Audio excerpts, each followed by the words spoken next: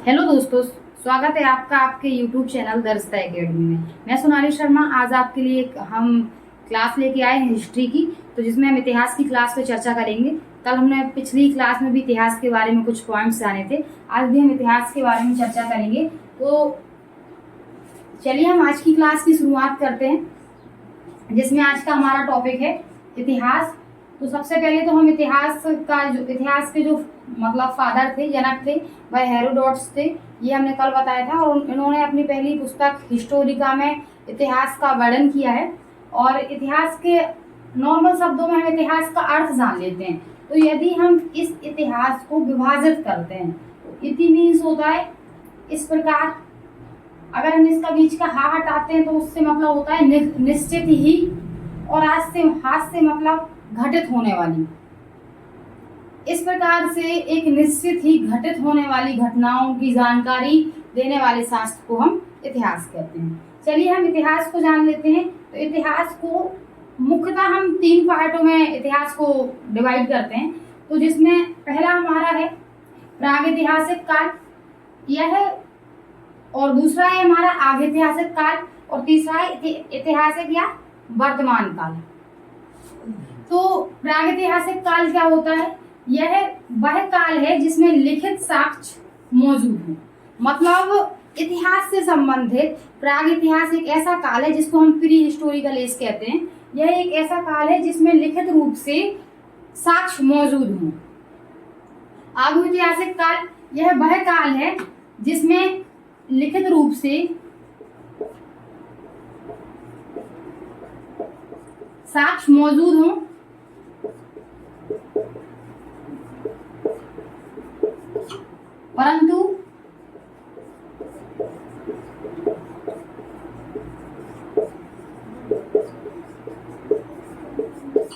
परंतु पढ़े नहीं जा सके।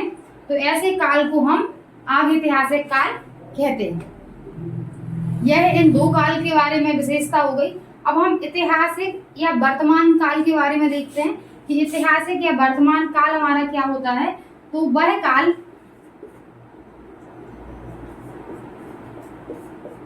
जिसमें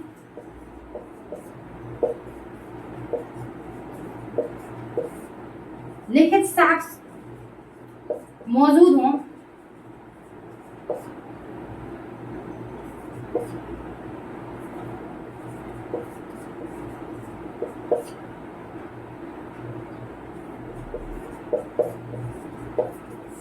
देखिए इनमें हम अंतर देखते हैं। हमारा जो इतिहास को 3 काल में विभाजित करते हैं, तो जो प्रागैतिहासिक काल है यह वह काल है जिसमें लिखित साक्ष्य मौजूद हो, मतलब इतिहास के बारे में हमें लिखित जानकारी मिलती हो।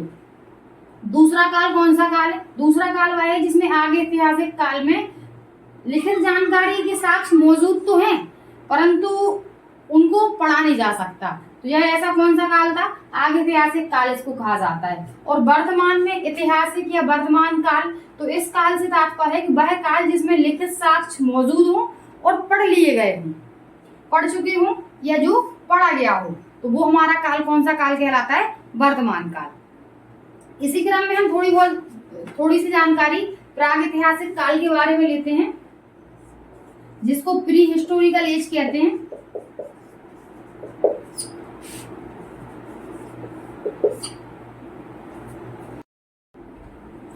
देखिए हमारा जो प्री हिस्टोरिक एज है, प्री हिस्टोरिक एज से तात्पर्य प्रागैतिहासिक काल से। इस काल को जो उद्घटित, मतलब इसको उद्घटित करने का जो श्रेय जाता है वह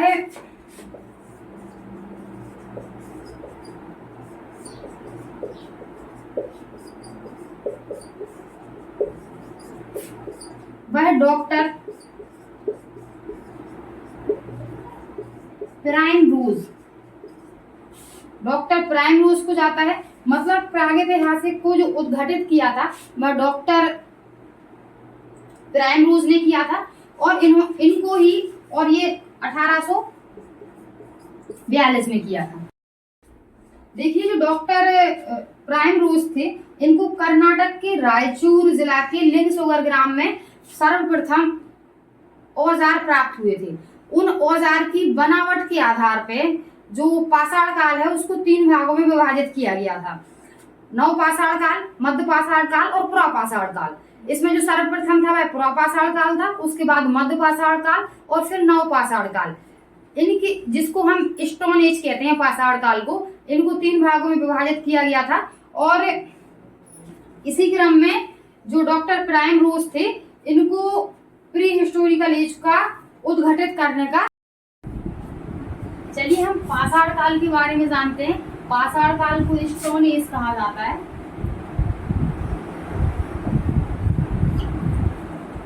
देखिए इस पाषाण काल को जो मतलब प्रागैतिहासिक काल था, इस काल में पाषाण काल में कुछ औजार प्राप्त हुए थे। उन औजार की बनावट के आधार पर पाषाण काल को विभाजित किया गया है। इसको 3 भागों में विभाजित किया गया है। प्रथम भाग इसका जो है वह पुरापाषाण काल है, द्वितीय इसको मध्य पाषाण काल में विभाजित किया गया है और तीसरा इसको नव पाषाण काल में विभाजित किया गया है। यह इसके 3 प्रमुख काल हैं। तो चलिए पहले हम पुरापाषाण काल के बारे में सर्वप्रथम जानते हैं। तो पुरापाषाण काल जो था उसमें आदि मानव की उत्पत्ति हुई थी। मतलब आदि मानव की यदि कहीं से उत्पत्ति मानी जाती है तो वह पुरापाषाण काल से मानी जाती है और पुरापाषाण काल में आदि मानव की उत्पत्ति हुई थी। दूसरा हमें इसका जो साक्ष्य मिलता है वह है यायावर व दयनीय स्थिति। मतलब जो आदि मानव थे वह उनकी स्थिति जो थी वह एकदम दयनीय स्थिति थी। उन्हें भी किसी भी चीज का कोई नॉलेज नहीं था, जिस कारण से उनका खान पान रहन सहन था जो वह एक दयनीय था। इसके अतिरिक्त तीसरा जो इसमें प्रमुख बिंदु है वह तीसरा पॉइंट ये है कि वह शिकार पे आधारित। मतलब आदि मानव जो थे वो पूरी तरीका से शिकार करने पे ही डिपेंड थे और वह शिकार करके ही अपना जीवन यापन करते थे। उसके बाद उनको धीरे धीरे समझ आती है तो वह वस्त्र पहनना शुरू करते हैं और आग का आविष्कार करते हैं। ऐसे बहुत सारे साक्ष्य इतिहास में मिलते हैं। लेकिन जो उनका बिल्कुल शुरुआती स्थिति जो थी वह दयनीय थी और आदि मानव की उत्पत्ति पुरापाषाण काल से मानी जाती है और वह शिकार पर पूर्ण रूप से आधारित थे। इसके बाद औजार की खोज होती है। तो औजार की जो खोज होती है उसमें एक औजार था हस्त कुठार। हस्त कुठार क्या है? हस्त कुठार है आदि मानव द्वारा प्रयोग किया जाने वाला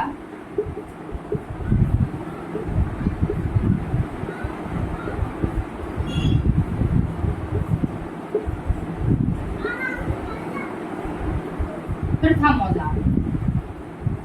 अगर परीक्षा में क्वेश्चन आता है कि हस्त कुठार क्या होता, तो हस्त कुठार जो है वह आदि मानव द्वारा प्रयोग किया जाने वाला प्रथम औजार था। मतलब पहली बार उन्होंने यदि किसी औजार का इस्तेमाल किया था तो वह हस्त कुठार का किया था। हस्त कुठार इसकी खोज किसने की थी? तो 1863 में कर्नाटक के पल्लरम नामक स्थान पे रॉबर्ट ब्रूसफूट द्वारा इसकी खोज की गई।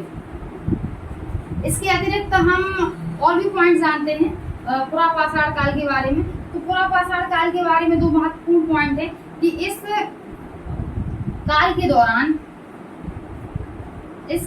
दौरान आदि मानव समूह में निवास नहीं करता था। मतलब आदि मानव में ये समझ ली थी कि उन्हें समूह में रहना है अकेले। तो आदि मानव जो थे वह इस काल में समूह में निवास नहीं करते थे।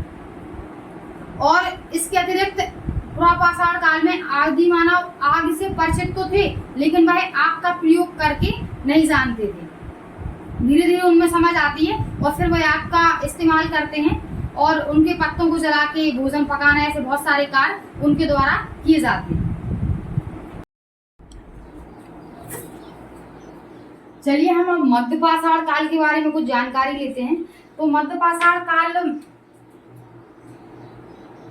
जो है यह पाषाण काल का एक सेकेंड एज मानी जाती है। मतलब पाषाण काल को 3 भागों में विभाजित किया जाता है, जिसमें से दूसरा जो भाग है वह मध्य पाषाण काल है।